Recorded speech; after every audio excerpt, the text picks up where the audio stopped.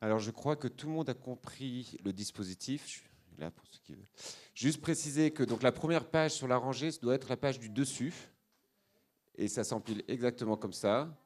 Et vous pourrez vérifier que la dernière page, qui est la page centrale, dans la pliure, c'est la page qui est blanche. Et c'est magnifique, nous me glissons à l'oreille. Vous avez les couvertures jaunes qui sont en bout. Une fois que vous avez plié dans le sens de la hauteur, comme un livret, et je vous précise que vous avez des plioirs, donc vous pouvez toutes les plier d'un coup et donner 2 grands coups de plioir, dont un plioir qui a été fabriqué en nètre, si j'ai bien compris, par un étudiant de l'école de Saint-Étienne, qui vient d'être offert hier à Laurence. Et donc vous avez les plioirs qui vous permettent de faire un pli correct. Et ensuite, vous avez la couverture jaune dans laquelle vous pouvez glisser votre livret. Et vous pouvez venir voir Inès pour l'agrafer. Une fois que vous avez assemblé, on appelle ça un assemblage par superposition. Une fois que vous avez assemblé, agrafé, vous pouvez revenir à votre place et on va revenir un peu sur ces 2 jours d'atelier.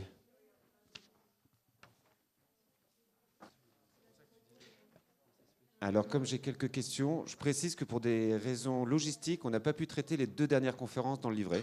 C'était trop court par rapport à la fabrication. La conférence de Leïla et la table ronde animée par Leïla. Mais on n'a rien contre Leïla. Alors déjà, on voulait vous remercier chaleureusement d'avoir participé à cet atelier, sur ces 2 jours.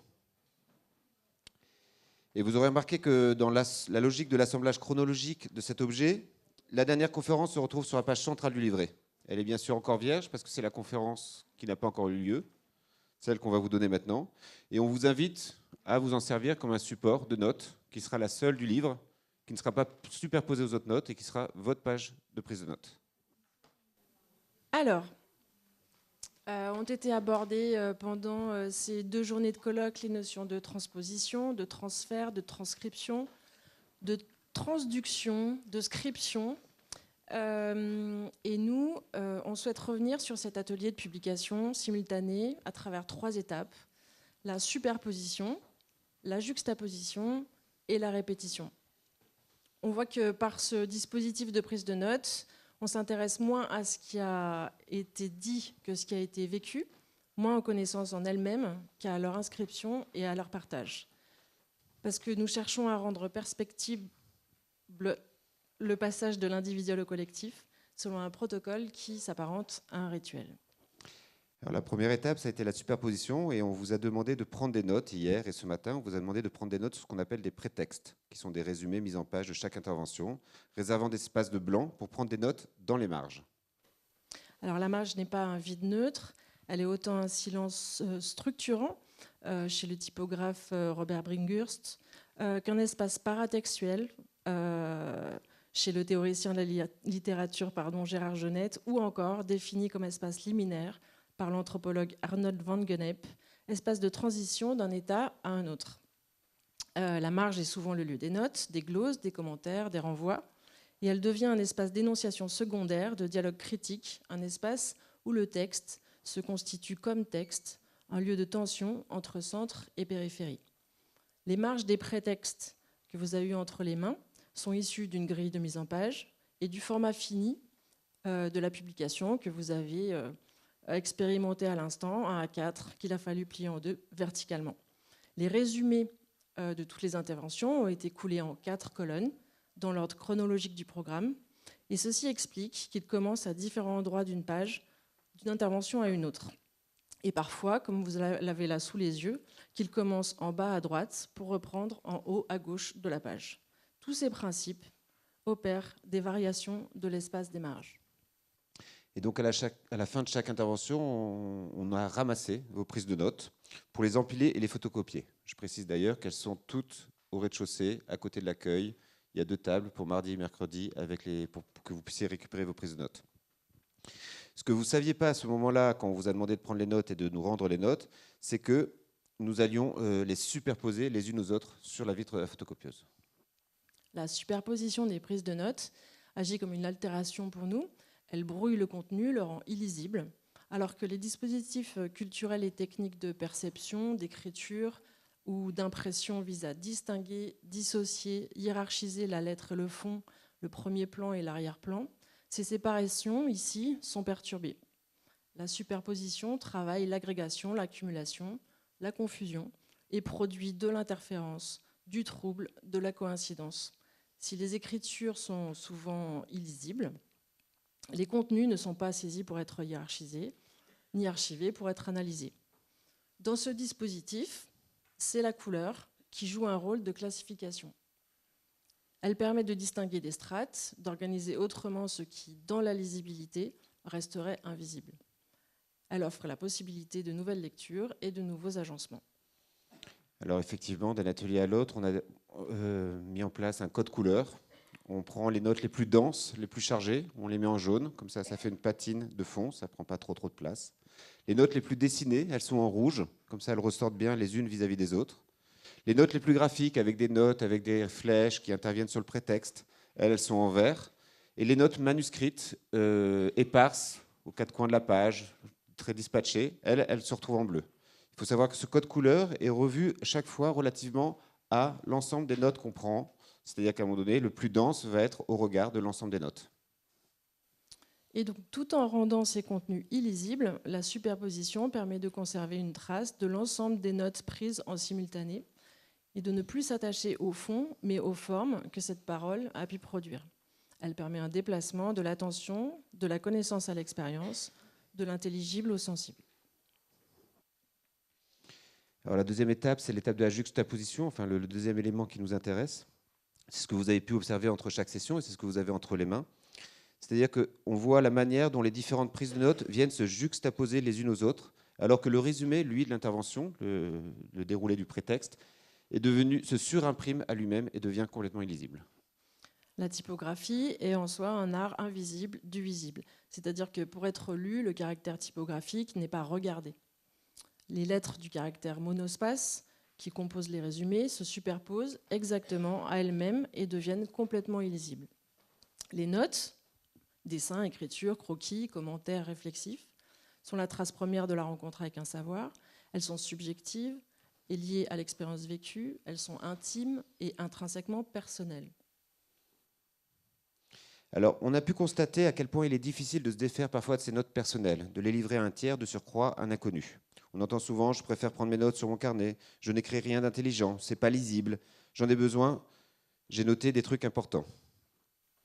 Mais les écritures manuscrites ne sont pas formées pour être lisibles par le plus grand nombre, mais pour transcrire rapidement une idée s'adressant la plupart du temps à soi-même.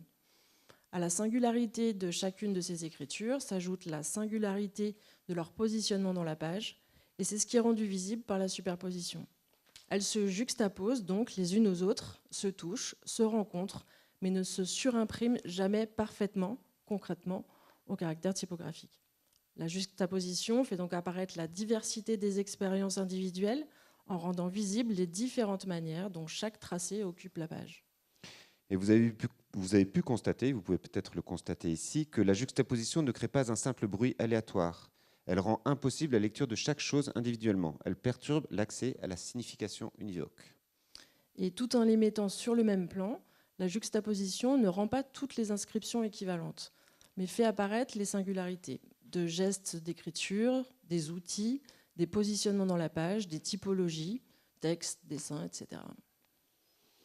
Le troisième élément sur lequel on voulait revenir, c'est la question de la répétition. C'est-à-dire que progressivement, vous avez pu constater qu'un ramassage s'organise, qu'on distribue les feuilles suivantes, on répète des gestes d'une session à l'autre, les feuilles passent entre les mains, on ramasse, on empile, le procédé devient spontané, une circulation se crée. Vous avez sur ces 2 jours participé à cet atelier et vous avez fait l'expérience d'un protocole qui se répète d'une session à l'autre.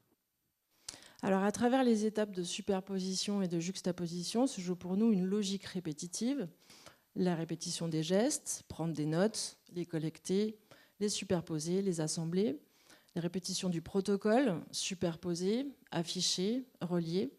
Cette répétition cadre et structure l'expérience comme une règle du jeu dans laquelle chacun et chacune a pu, nous l'espérons, trouver sa place. Et donc les résultats étaient affichés entre chaque session, classification, photocopie, superposition. Des échanges, des interrogations, des discussions ont émergé autour de cet affichage. Et c'est la première fois ici que nous décidons d'afficher en cours d'atelier pour donner à voir le résultat à venir. Par ce biais, nous souhaitions voir si un processus d'incrémentation ou de contagion pouvait opérer dans la répétition si chacune allait se positionner et modifier la manière dont il prend ses notes. Nous pourrons d'ailleurs échanger sur vos impressions sur ce point après. Ou alors vous pouvez les noter dans le carnet d'ailleurs. Mais ça restera pour vous parce qu'on ne les aura jamais. La manière dont chacun et chacune a pu prendre part donc, au dispositif et jouer avec, et la variation comprise dans la répétition. Il y a quelque chose du rituel qui entre en jeu pour nous. Pour l'anthropologue Arnold van Gennep, le rituel provoque pour ses participants des changements d'état et de statut qui se déroulent en 3 étapes. La séparation, c'est ce que nous avons identifié à travers le ramassage de notes. La marge, c'est le moment où on saisit les règles du jeu et où on décide de s'y inscrire. Et puis l'agrégation, la réincorporation. Et ici, c'est pour nous le moment que l'on vient de vivre ensemble avec l'assemblage. Voilà, en conclusion, on voudrait revenir sur cette publication. Parce que dans cet amphithéâtre, où nous venons de passer 2 jours assis à écouter des conférences, vous êtes levé, enfin vous n'êtes même pas levé, vous avez directement commencé à assembler par vous-même, sans information, c'était très bien, pour assembler le résultat des prises de notes de chaque conférence. D'une rangée à l'autre, une chorégraphie s'est mise en place au sein de l'amphithéâtre. Et donc l'objet que vous tenez maintenant entre les mains est le résultat de ce processus. Sa forme repose sur la juxtaposition des résumés, la superposition des écritures sur le photocopieur, l'impression en recto-verso et l'assemblage des pages par superposition, et la reliure par le pli central. Donc, tout en conservant l'ordre chronologique des interventions, ce mode d'assemblage perturbe aussi la lecture linéaire, crée de l'aléatoire, vient redistribuer les marges et configure autrement le déroulé de l'expérience vécue. Il crée des rencontres entre différents moments, différentes interventions, et on espère que cet atelier, que chacune et chacun, que par cet atelier, chacune et chacun emporte avec soi les données du dessin. Merci.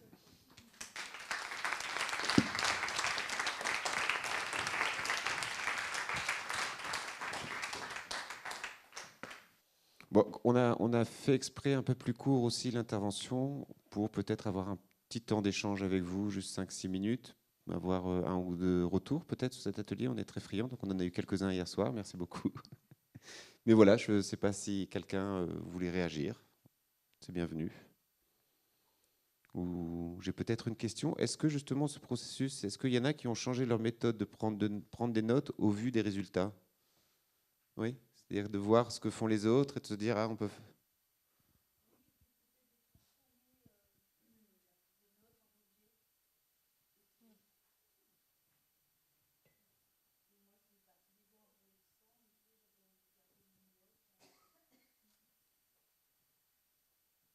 Alors pour nous, il y a quelque chose d'important à ce niveau-là, c'est effectivement le passage de l'individuel au collectif. C'est de se dire, tiens, on participe à une expérience collective.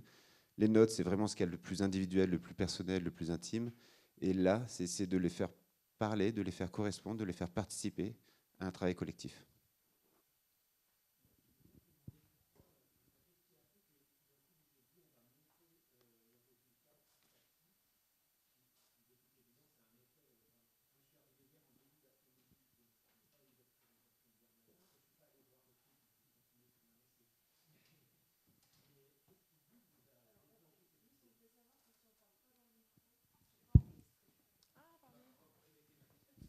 Alors, pourquoi on a décidé effectivement de montrer au fur et à mesure, à chaque fin de session, les résultats et tout le dispositif?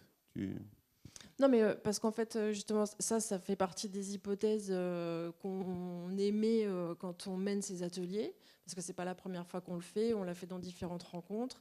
Et l'année dernière, par exemple, à la Cité du Design, à l'occasion de la Biennale, ici, en fait, on se demandait si, justement, quand on voit ce que ça donne dès la première prise de notes, dès la première conférence, ben justement, est-ce que ça allait modifier quelque chose? Alors, oui, peut-être ou pas pour ceux qui sont allés voir, mais il y a beaucoup de monde qui ne sont pas allés voir. Donc, en fait, en gros, nous, on n'a pas tellement la réponse. Et même, on s'est dit, en les voyant...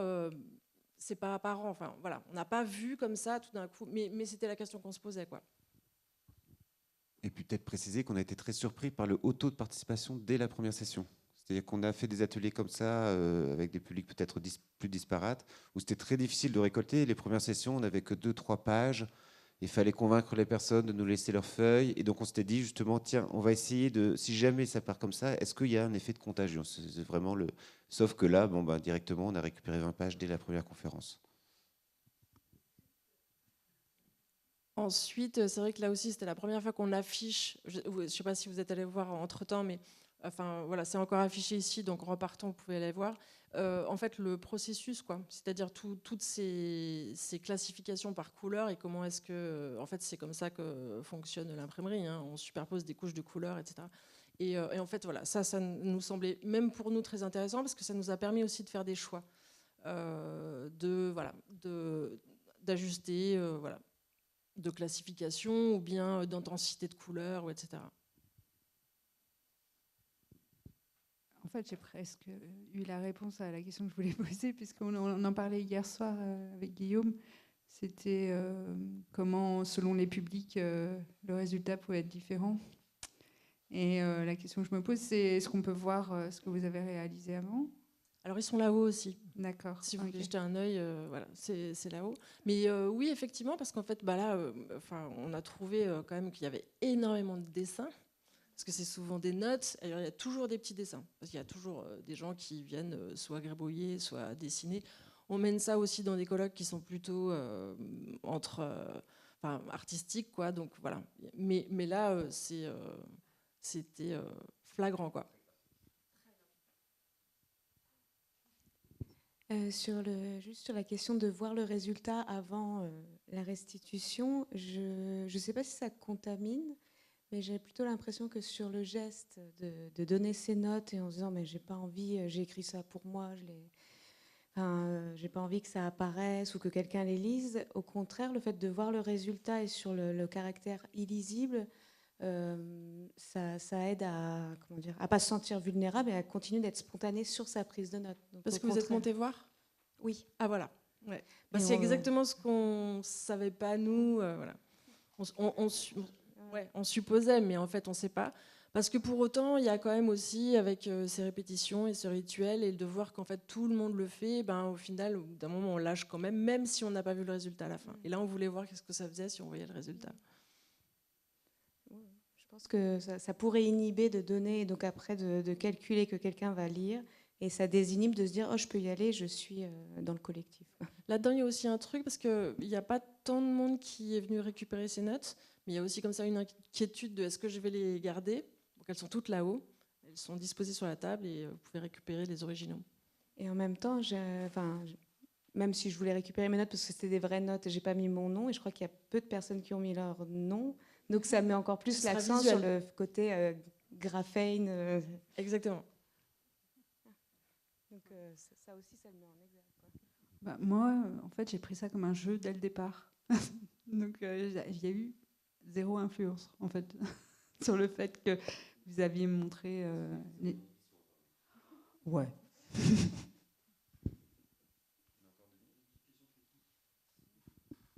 Question technique sur la façon dont vous composez les pages, puisque comme elles sont composées par intervention, et après elles sont pliées, elles sont redispatchées en fait dans l'ensemble.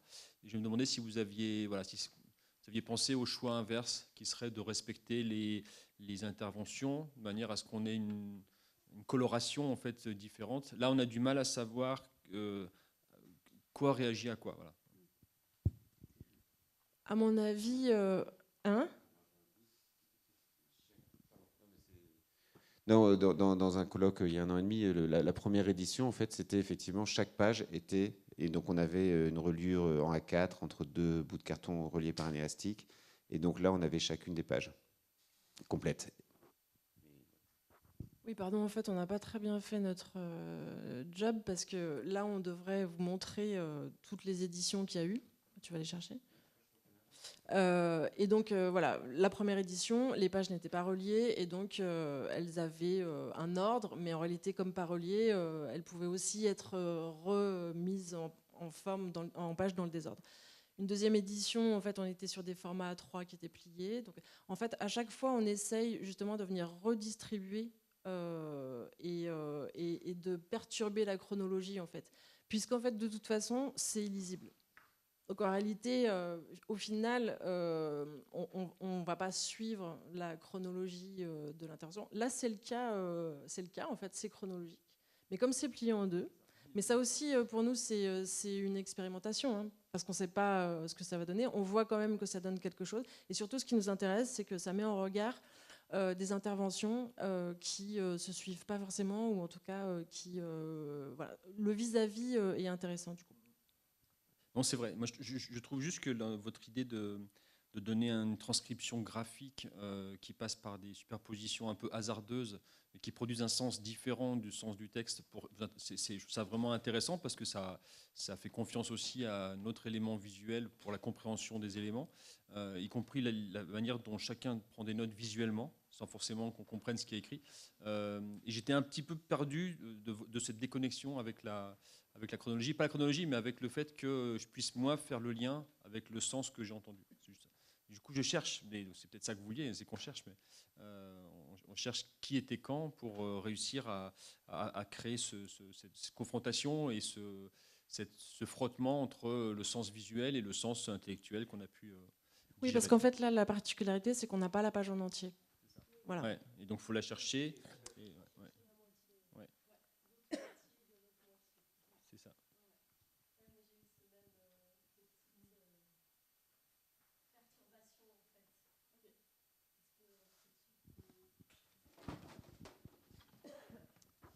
Parce qu'on a envie, en fait, même si y a la question du sens, bien sûr, puisque c'est prise de notes autour de voilà, d'un moment vécu, autour de questions qu'on se pose aussi. Mais il y a aussi, du coup, la restitution sur une seule feuille d'un sens ou d'une, je sais pas, on pourrait dire soit un rythme, soit un motif qui s'est créé autour d'une intervention. Enfin, j'avais envie de chercher ça, moi. Et du coup, effectivement, la page pliée en deux m'en empêche. Absolument. Alors effectivement, là, on a cette incroyable agrafeuse. On a eu envie, en fait, de les maintenir ensemble par des agrafes. Vous auriez pu aussi choisir de ne pas les agrafer, par exemple. Et ce que j'allais dire, c'est qu'en fait, cette fois-là, on a affiché et que justement, en fait, par l'affichage, on voyait. Puis on les avait comme ça, enfin, on les a toujours. Et donc, du coup, on a tenté autre chose par la publication. Non, mais ça soulève après plein d'autres questions extrêmement intéressantes. Merci. Alors, pour avoir passé ces 2 jours avec vous toutes et vous tous, moi, j'ai aussi la tête un peu en ébullition, avec plein d'idées qui fusent, plein de rebondissements, de pistes, de fils comme ça. Et du coup, visuellement, je trouve que moi, ça reflète bien ce qui se passe dans mon état d'esprit, c'est-à-dire qu'il y a des mots qui ressurgissent. Moi aussi. Voilà, des couleurs aussi. Alors peut-être pas forcément les mêmes mots que ceux que l'on peut voir comme ça apparaître, et même le fait justement de ne pas voir la totalité de la page, mais d'en voir qu'une partie, et puis plus tard peut-être de voir la suite sans savoir que c'est la suite justement.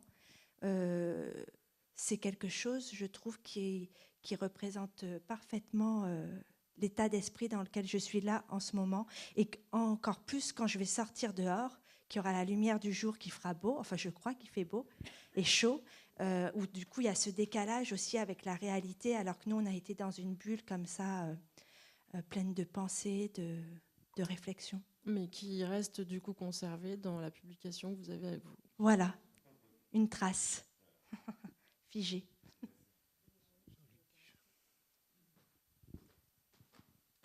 Oui, parce que Jean-Luc, la première fois que je te l'ai montré, tu m'as dit mais c'est illisible. Juste une petite réaction. Je suis perturbé sur le pli, mais en même temps, je trouve qu'il y a une belle justification de ça, c'est que c'est le littéral, c'est-à-dire que le principe, c'est le partage.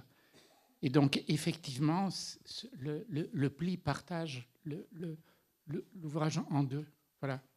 Et puis, quant à ce que j'en pense moi-même, je suis moi-même partagé. Et tu peux développer si... Non, tu veux pas ?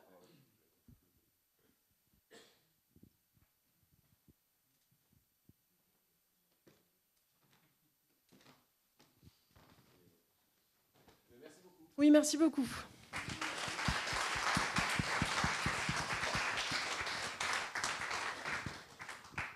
Ce bel objet, moi je me demandais quand même si vous aviez encore, je ne sais pas comment appeler ça, des originaux de ces montages. Comment vous avez procédé en fait? Vous avez imprimé les différentes couches successivement, ou est-ce qu'il existe, on va dire, un tirage qui agrège ces différentes couches et qu'on pourrait conserver pour peut-être dupliquer, refotocopier, etc. On a toutes les étapes qui sont affichées là. Donc vous avez gardé chacune des pages de ce livret, je veux dire.